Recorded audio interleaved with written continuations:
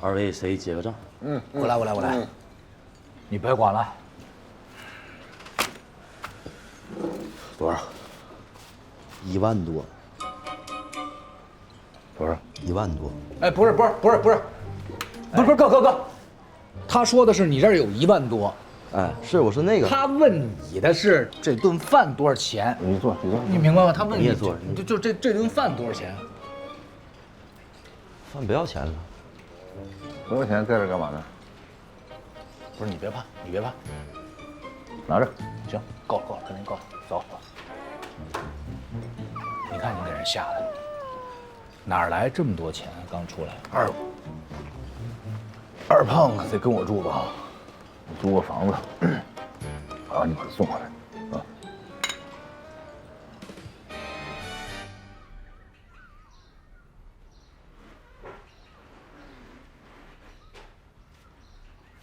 用不用给你们写个条子？不用。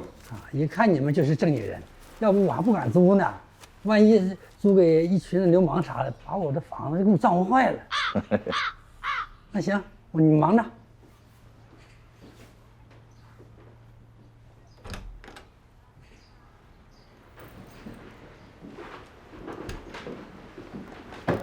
哎呀，哥，我这长这么大没见过这么大房子啊！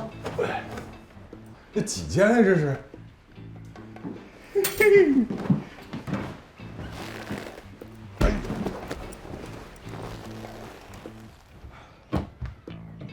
还搁原来那地儿住呢？那可不啊，说拆迁也不拆迁。哎，冬天漏雨，夏天刮风的，真怕哪天刮一阵大风把我那房顶子给掀了。那搬这儿住了呗？那不行，这是你家，不是3间房子吗？我1间，二胖1间，你1间，正合适。不合适，这不能打扰你生活。咋的？我还得求你咋的？啊，你都躺这儿了。哥，我不是那意思。你哪个意思啊？啊，我看这像你家。你家住得远，我知道。你在这儿呢，你给二胖做顿饭，你做饭那么好吃，别的要求也没啥，就一个。啥要求？别带女的回来，我受不了。那有点难。那不住了。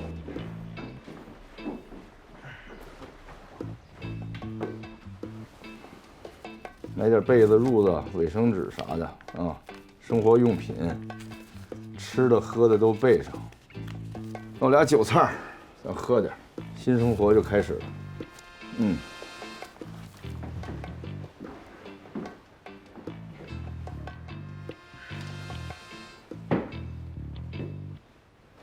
我住哪间？你住这儿。没问题。哎呀，毛软了，就这儿。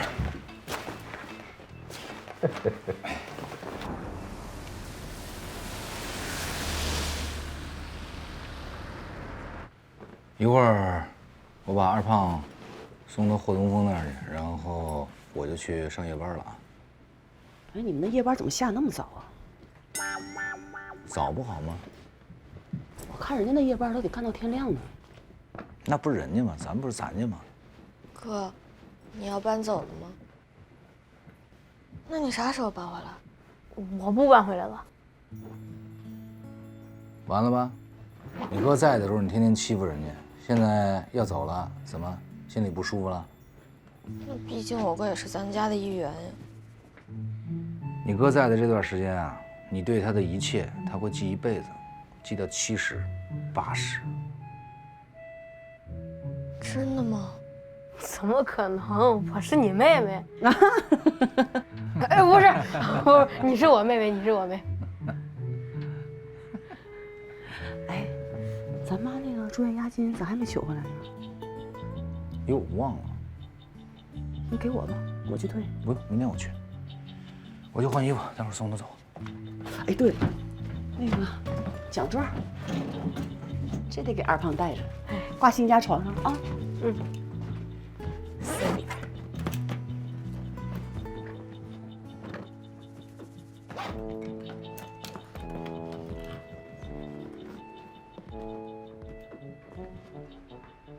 行，太行了。阔气。哥，昨天你没喝大吧？我说的话你都记着呢吗？想起来了。啊，对对，必须的。珍惜啊，哥，真的。我走了。走了啊？哎，别走，吃完饭再走，刚做好。来，闻着就香。我不行，我得上班。你一天打2份工，受得了吗？男人啊，无所谓。啊，我走了。哎，你不会因为这二胖有压力，所以才打2份工吧？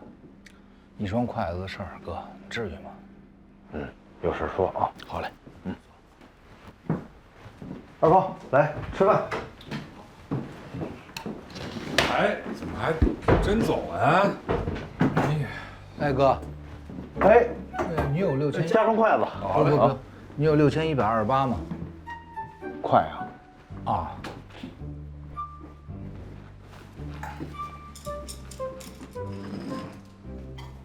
差不多。行，差不多。你等会儿，留200。这咋还有零有整呢？嗨，我这个是因为啊，行，有事说啊。哎，来吃饭吃饭。你睡哪屋啊？你要睡沙发呀？啊，我看你觉得这儿不错，你睡这屋。吃完饭再整吧。嗯，行。二美说一会儿带咱们去鱼市看看。那去高度，偏偏我永未有夜想，问我一生做人地方伤，怎可記操？可以愛的話，不退縮，好想知的心。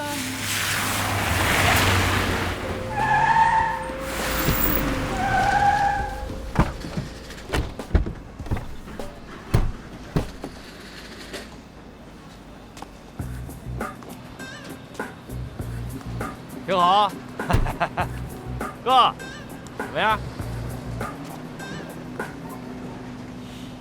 这味儿挺醇厚啊。那肯定啊，鱼市啊就得这个味儿。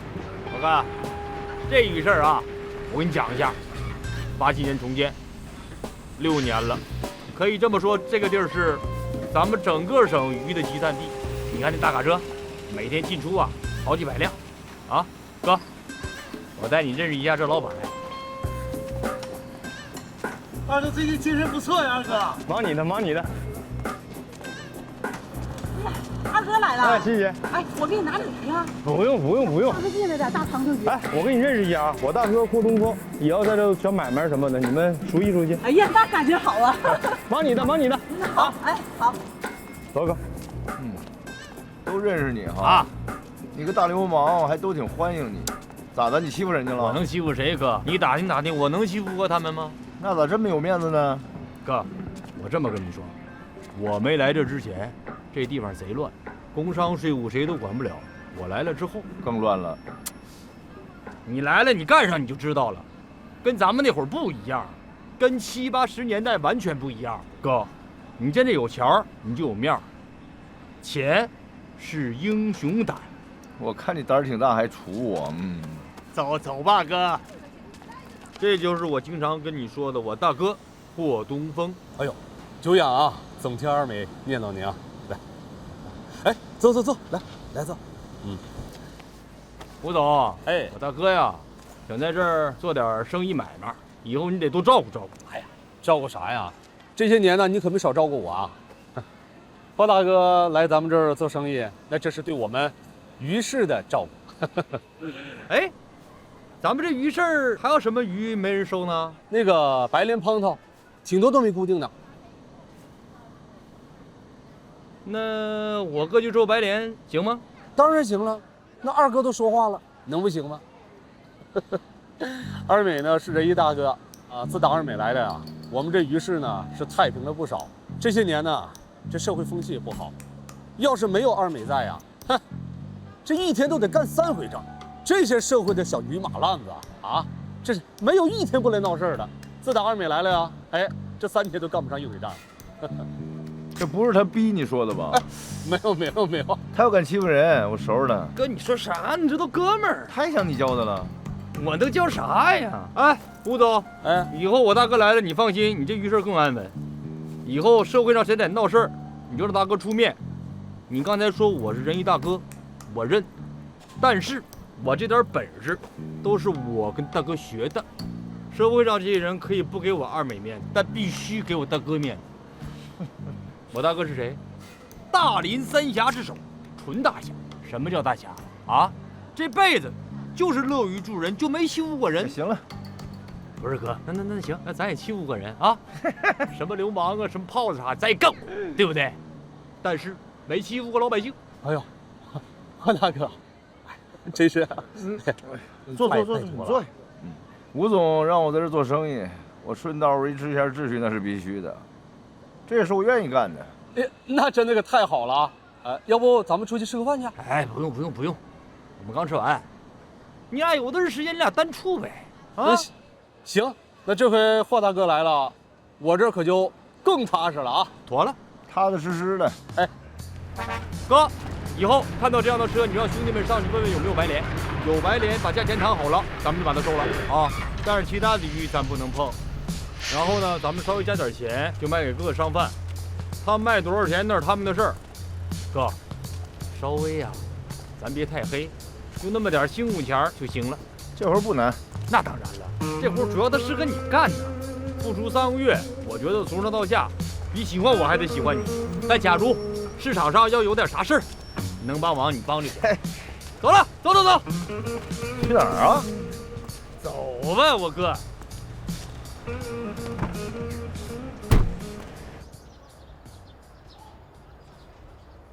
厂长，您看一下，最近啊，咱们厂的这个考勤情况还是相当不错的，除了这种婚丧嫁娶和病假外，没有一个人请假。就连这种迟到早退的情况，也是完全的杜绝了。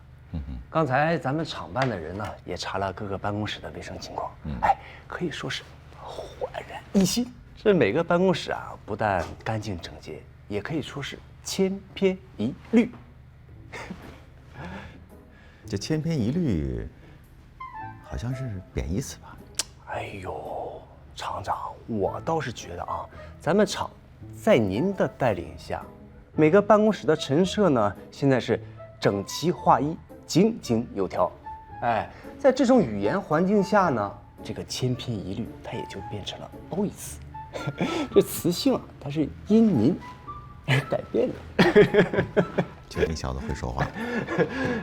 但是，厂长还是有这种屡教不改的人。谁呀？小崔啊。您看啊，您给他停职没停薪，您对他够仁义了吧？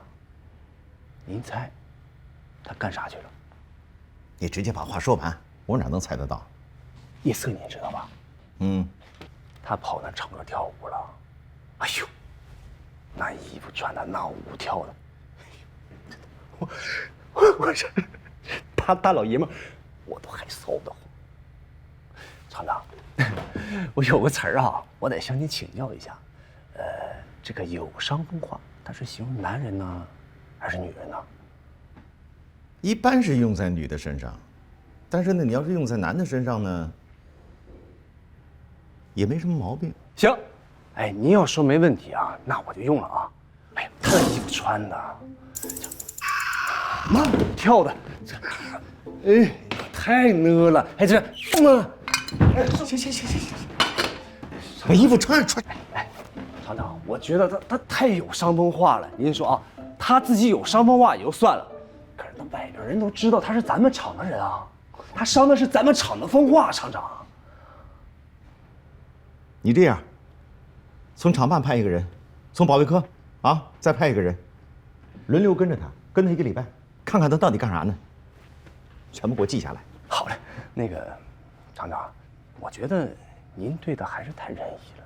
我不是说啊，我跟他有什么小矛盾，我这完全也是从咱们厂子出发的。咱们把这些记下来之后，对他应该就不是停职这么简单了吧？还有你教啊？这您看我这破嘴，行，厂长，那您忙啊。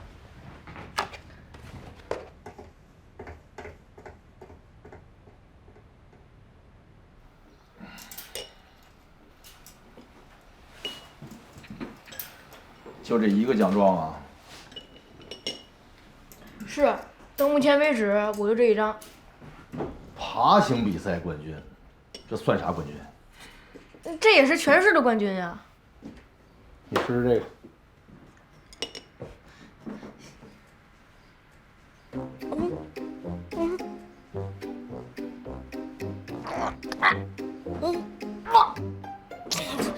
我不行，我得吃点。啥也不是。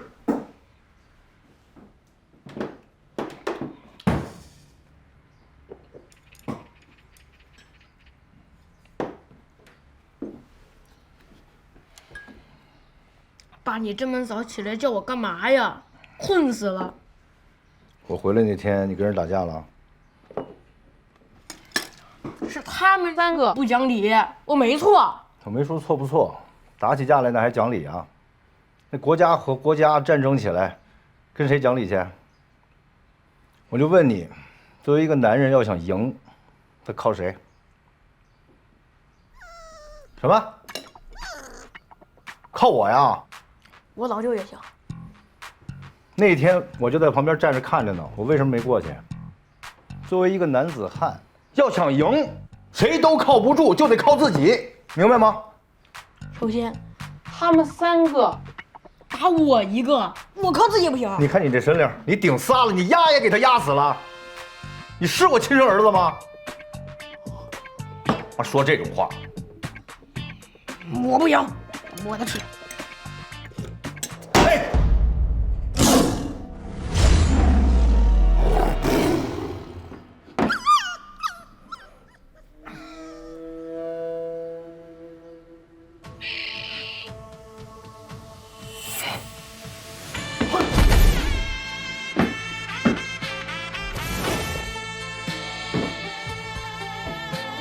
猛虎硬爬山。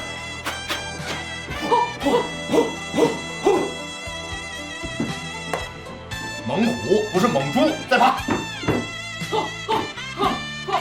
再爬。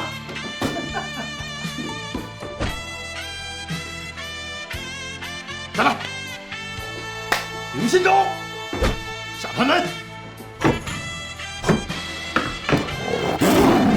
霸王硬折将。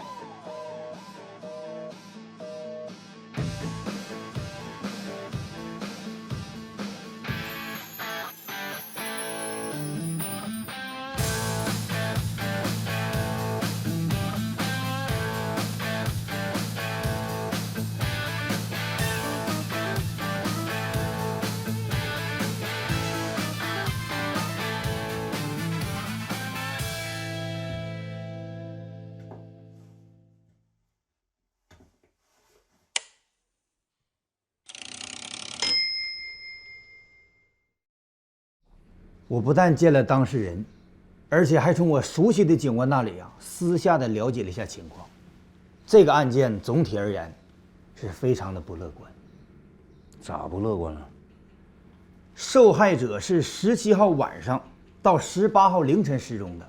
那么很多目击证人看见了郭大雷在18号的清晨在江边烧纸，还在打捞上尸体的地方把自己的剔骨刀扔了。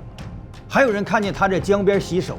所以，根据警方的研判，这个杀人凶手是非常专业的，是一个经常用刀的人，不是外科医生，那就是屠夫。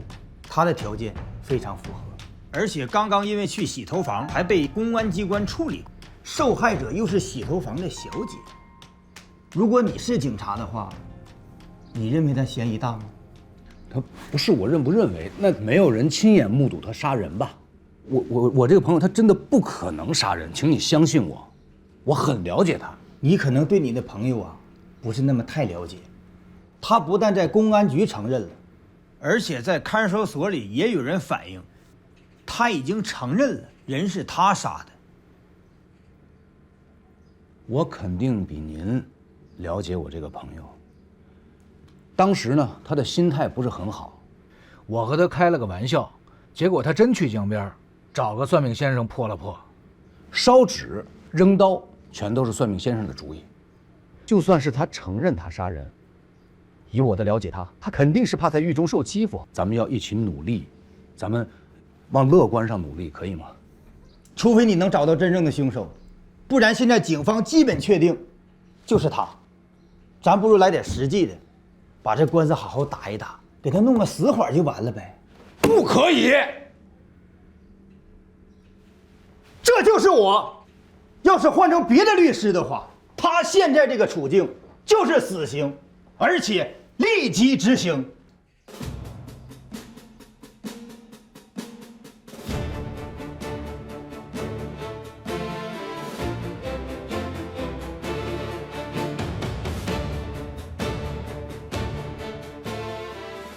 省邮电管理局在省文化活动中心举行纪念世界邮政日、集邮展等活动。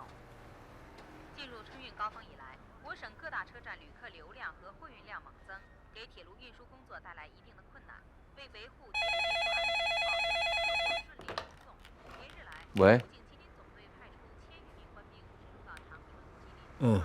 好，我马上来。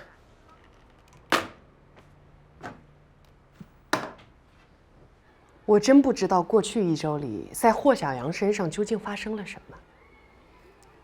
崔哥，你能告诉我吗？我很想知道今天他在学校里发生了什么。好，我跟你说啊，霍小阳这孩子其实平时特别老实，只有别人欺负他，他从来没有欺负过别人。他欺负人了？霍小阳不仅自己欺负人，还成立了个哮天帮，还拉了平时几个挺好的同学一起，2天干了6仗，1天3顿，1顿不落。我要是再不找您来，他恐怕马上要冲出校园打向社会了。哮天帮？哪个哮天？哮天犬的哮天？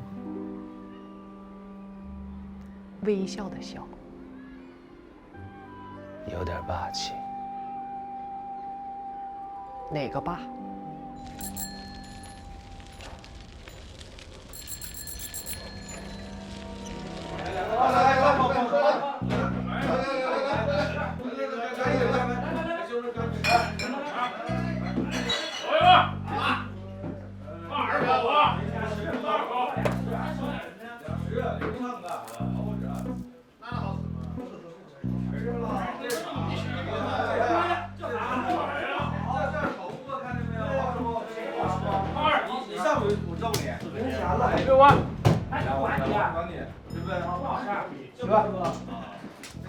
哥，你就让他在这种环境下学习，这不是挺好吗？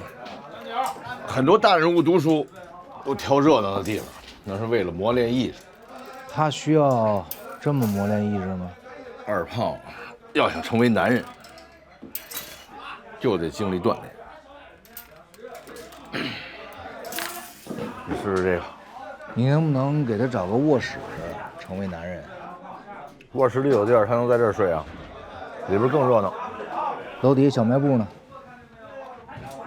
他可不能出去，学坏了怎么办？他都在这儿了，你还怕他出去学坏？能在这儿的，都是我多年的兄弟，讲究仗义。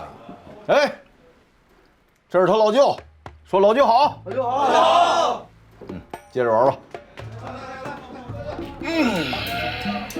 你呀，你放他出去学3年坏，看看他能不能认识这么多你的这个兄弟。那当然不行了，这都是有段位的。像他这种小孩，怎么能见到他们呢？二胖，收拾东西，咱们走。我麻烦你这么多年了，还能再麻烦你啊？不怕麻烦。二胖，走，哪儿都别去，就跟你爸在这儿待着。现在就跟我走。行，你走吧，走了就别回来。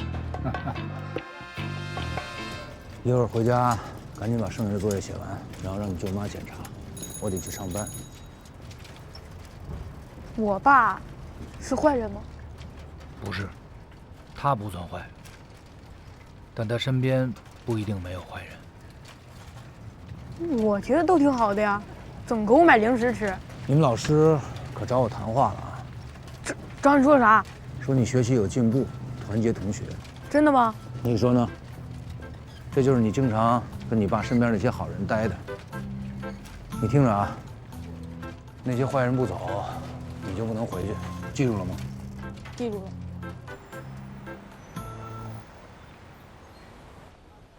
崔经理是咱们鼎庆楼的总经理，更是陪着鼎庆楼度过了半个世纪的风风雨雨，也是咱们鼎庆楼功勋总经理。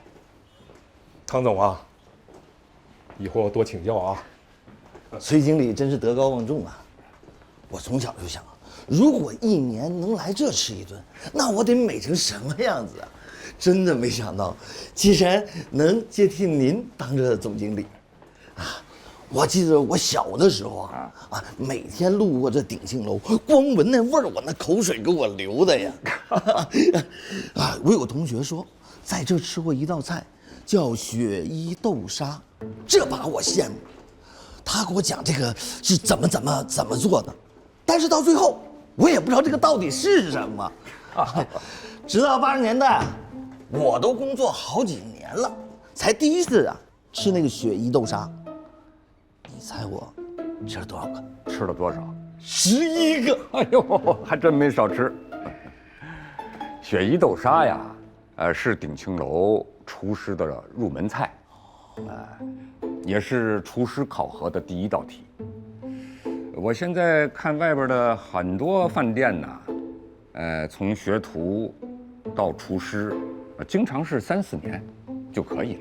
我们这儿绝对不可以，从学徒到改刀再到厨师，最聪明的也得13年。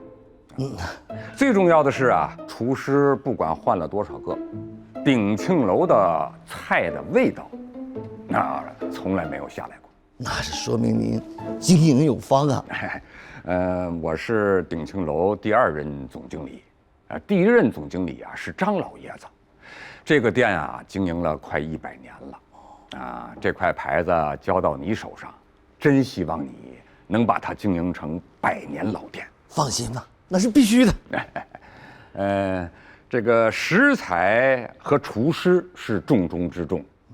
这样，我带你去后厨。这个时间差不多了，咱们还是一起品尝品尝吧。给我们多提宝贵意见啊！哎呀，这道是我们的招牌菜，一定得好好尝尝啊！到现在我也不知道这苏黄菜是啥。其实就是拔丝鸡蛋。这道菜啊，看上去简单，其实啊，喂，刚才外边埋汰咕呆的那个疯子啊，是干嘛的呀？哦，他说的是技巧。那这个孩子啊，听说80年代初考上了大学，由于家里出了事儿，结果没上成。这孩子，脑子就受了刺激。怎么回事呢？他开始啊，在咱们全市仅有的几家国营餐馆舔盘子，偶尔帮几个不识字的人写封信，赚口吃的。后来条件好了，就专门在咱这吃剩菜。哎，他挺怪啊，他也不爱吃肉，他专门吃素菜。然后我们就把这些剩的素菜呀，给他拼一拼，就给他了。那他在这不会影响生意吧？哎呀，不影响，一点都不影响。汤总啊，这个你还真得答应我。一些剩菜剩饭的，给他吃口，他不讨厌。不容易。崔经理都发话了，我必须答应啊！再说了，我也不敢不答应啊。不敢不答应，你这是啥意思啊？你们家人啊，实在是太有本事了，文武双全。幸亏啊，你只有这1儿1女。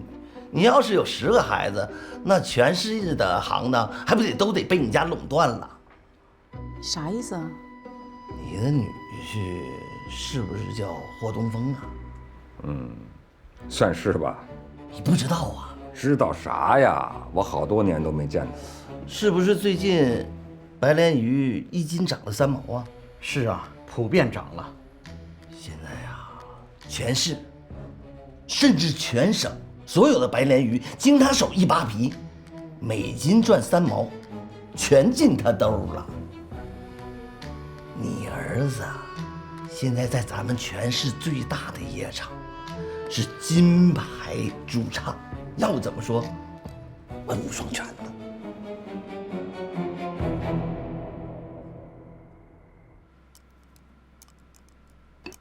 哥，都吃。谢谢妈妈。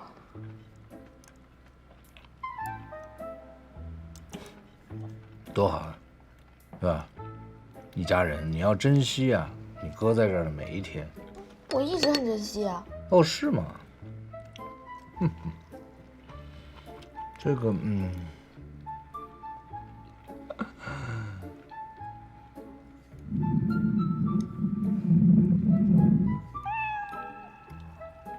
来来，我看看你长多高了。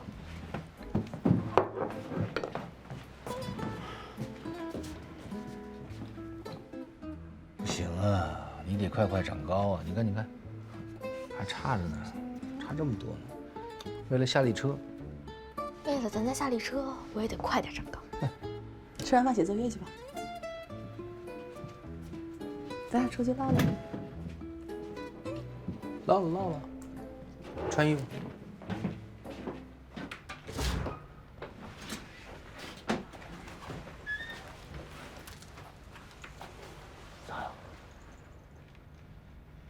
最近真是辛苦了你。是啊，那这一家之主的，我不是想早点买夏利吗？天天在厂里上夜班哈。黑白颠倒的累啊。我合计了一下，其实你也没撒谎。你说在厂里上夜班，把这几个字儿换个位置，那也不算骗我呀。因为你是在夜厂里上班，这就是实话呀。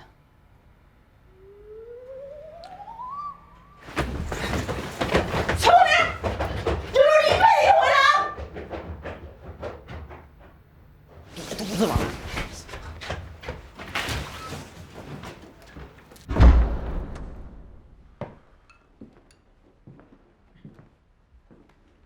来，喝碗汤，暖和暖和。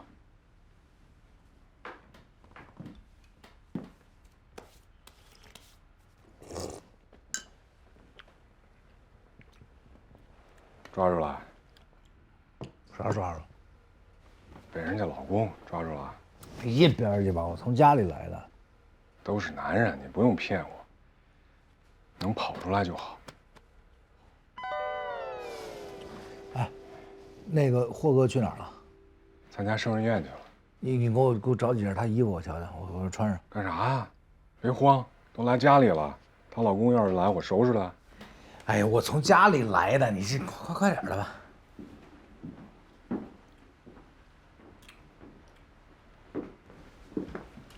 这家伙，这咋还时髦上了呢？必须的，这好，这色儿好。咱哥必须有牌面啊。料还挺好。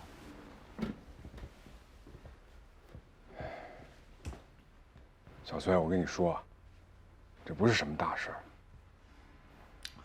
我真从家里来的。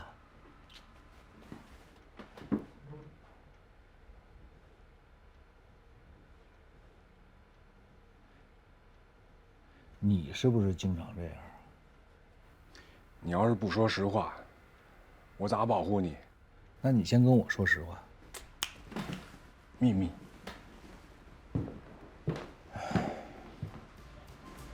吹呀吹，讓這風吹，哀傷統統帶走，滾風裏是誰？哎，你是不是看上他了？去，纯工作关系。我觉得你俩挺合适的。你看他在台上表演，有种汉奸汉的感觉。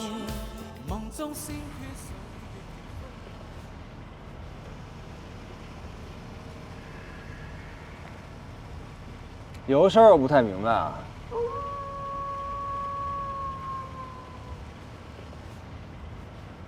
跟我说话呢？你是不是觉得自己挺好看的？还行，咋的？不对，你一定觉得自己很好看，要不然你怎么会把自己这么一大张脸印成这么个照片贴在这儿呢？这照片是不是彩色的？是，但是唯一不足的是没有腮红。你先别管这个，我挂到墙上的是彩色照片，等你挂到墙上的时候，只能是黑白的。你什么意思啊？咋的？比划比划？哎，汉奸汉的，杨蓉让你上车。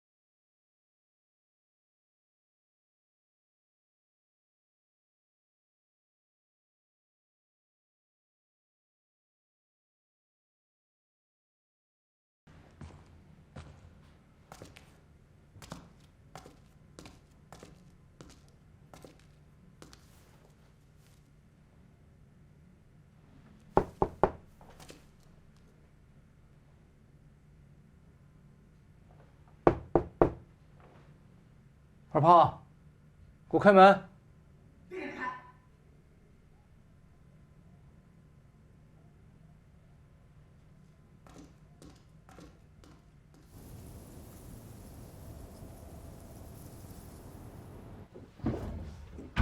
哟，今天人丁不是很兴旺。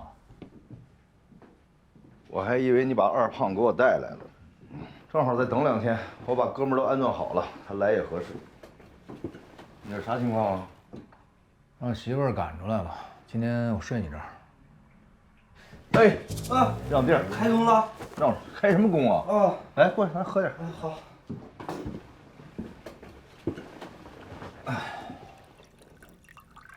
女人得哄着，老舅得宠着。女人得宠着，老舅，你又哄着又宠着。你管我要钱，就因为这事儿呗？我律师费从家里拿的，拿不回去，我媳妇儿得跟我动手了。你确定那人不是他杀的？肯定不是，这就是因为我嘴欠。我看他这状态啊，你找个算命先生给他做做心理安慰，要不然我就怕他出事儿。结果就遇上这个事儿了，我有责任。就这事儿，人要不是他自己杀的，他干嘛承认呢？他不光承认了，他在号里怕被人削，他跟号里人也说，就是他干的。律师咋讲？律师跟我说，就现在的这个证据情况，他要是交代态度好的话，律师能帮他办个死缓。这啥律师这是？就能吹牛他这种事他不喊我，你看，跟我对灯发誓，你看，灯都不信，你看都亮了，要命啊，亮！你看那件貂皮大衣印着4天王，别碰，那是他独家珍藏。二梅，哎哥，他非要站在浪潮上，老婆小李的天才，有好多梦想，走街串巷，哼着东北的粤语腔，那段背起行囊的路途就不漫长。人生啊，我们谁都不擅长，偏要折腾个模样。只要念念不忘，总有回响。有你在我也不算流浪。直到长大之后才看清你扛的那一片天，不是高楼林立，而是锅碗瓢盆的扣人心弦。老磁带里播着崔健，一口酒配1碗面，日子一天一个样，背影模糊澡堂的烟。不信星座也不信命，他说天才不写简历，无论东北下几场雪也盖不住你的不服气。他总能面对所有问题说句不碍事儿，平凡的天才只是去了更远的地儿。人生啊，我们谁都不擅长，偏要折腾个模样。磨破了手掌，握住了梦想，跌跌撞撞也活得滚烫。